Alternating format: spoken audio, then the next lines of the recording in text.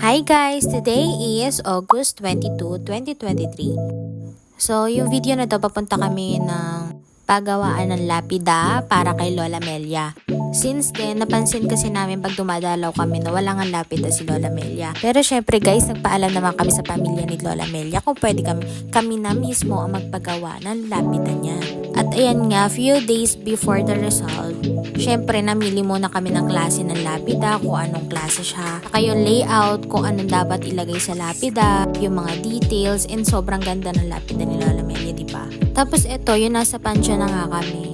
And since wala rin naman kaming kilala na pwedeng magsemento niyan, though may mga kilala naman kami pero hindi sila available that time. And mismo sa pansyan pala, meron pala mga tauhan sila na talagang trabaho na nila or naka-assign sila para gawin yan.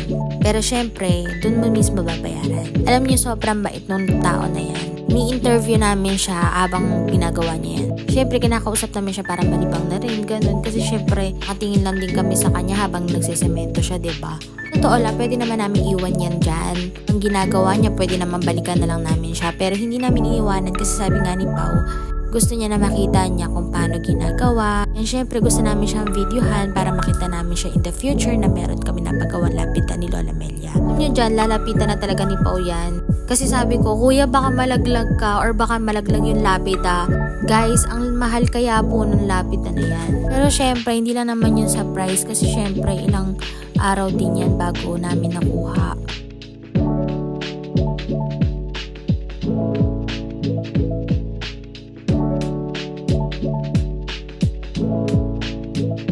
Tapos ayun, akala ko yun na yun, pag pinukpok na ni kuya at may semento na okay na. Yung pala, lalagyan niya pa sa gilid ng mga semento. Kasi daw kailangan daw yun para matibay daw yung pagkakakabit daw ng lapida.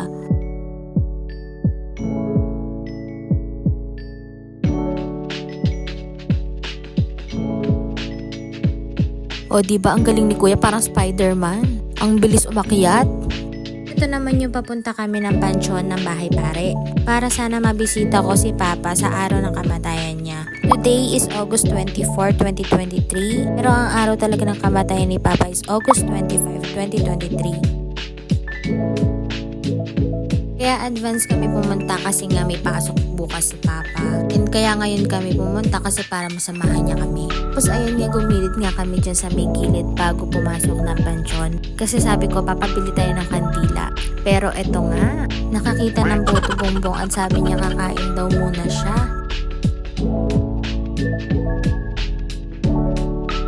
Time talaga na yan, naiinggit ako sa kanya habang tinitingnan ko siya. Sinatanong ko pa nga sa kanya kung masarap ba. Gusto ko sana itry, kaso iniisip ko kung didikit siya sa braces ko.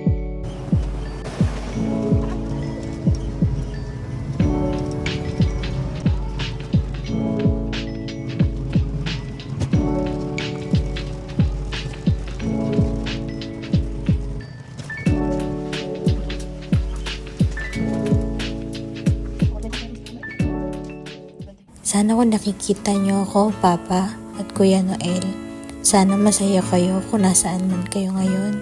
Sobrang miss na miss ko na kayo kung alam niyo lang. Sa totoo lang, ang hirap lumaki nang wala kang ama. Pero syempre ganun talaga ang buhay, kailangan mo magpatuloy. Pero walang araw na hindi ko naiisip ang Papa ko.